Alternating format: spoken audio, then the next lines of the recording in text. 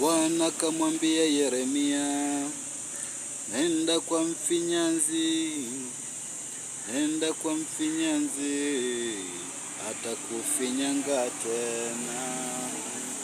Bwana kamwambia Yeremia, nenda kwa mfinyanzi, nenda kwa mfinyanzi, atakufinyanga tena.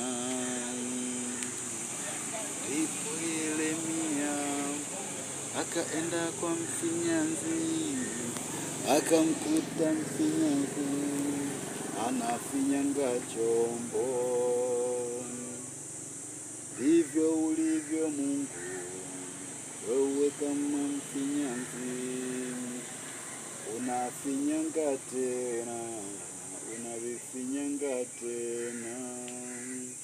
Ukikuta vilivyoharibika, Bwana unavifinyanga, unavifinyanga tena, unavifinyanga tena.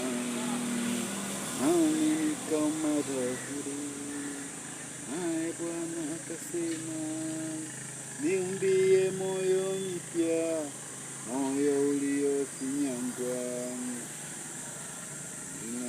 Unanifinyanga tena, unanifinyanga tena.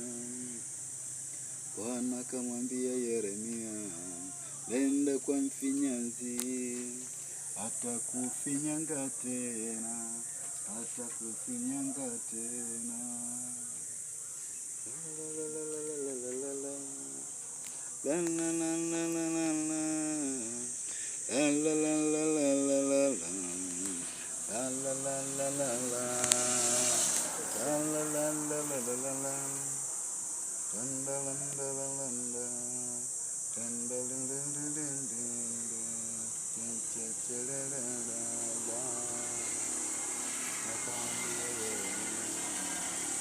Nenda kwa mfinyanzi, atakufinyanga tena, atakufinyanga tena, atakufinyanga tena, atakufinyanga tena.